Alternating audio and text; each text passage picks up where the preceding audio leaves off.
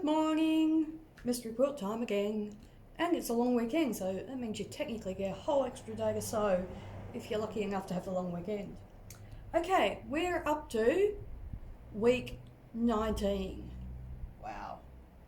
Okay, so a couple of blocks obviously this week.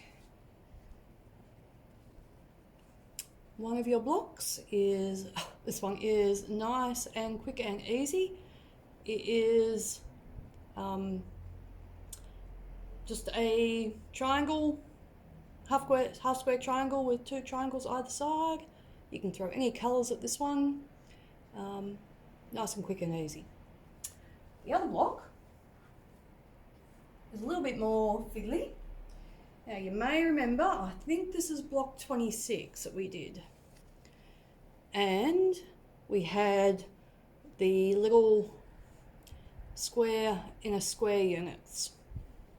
You had 5 of those, and then you had half square triangles in the corners.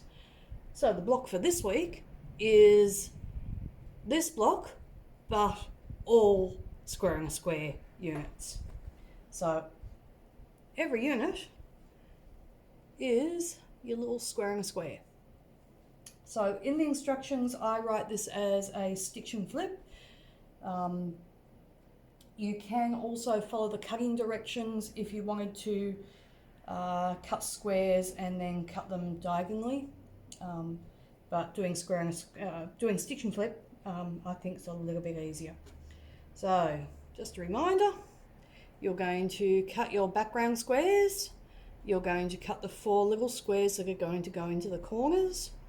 Draw a diagonal line, and then the first 2 I stitch on in the opposite corners.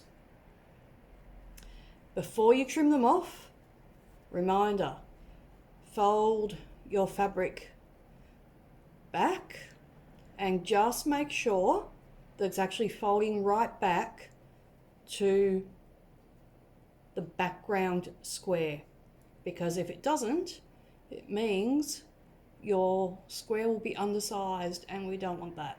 So do a quick fold back and just double check.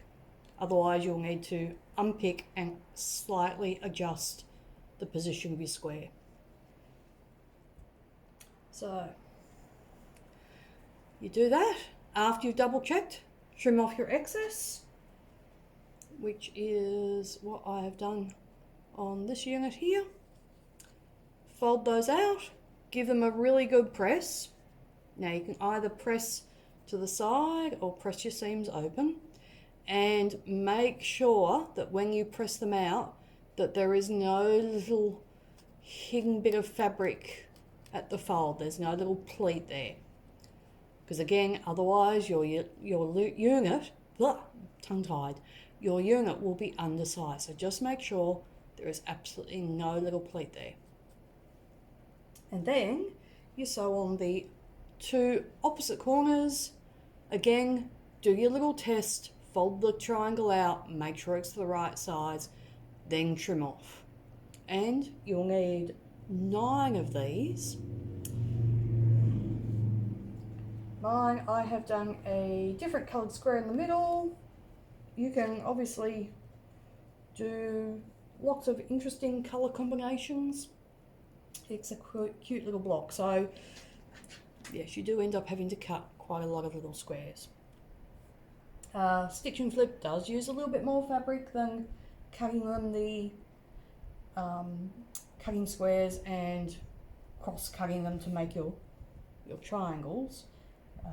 As I say, I think it's technically maybe a little bit easier to do, but it's absolutely up to you which method you use. Okay, that's really it for this weekend. Hopefully that won't take you too long.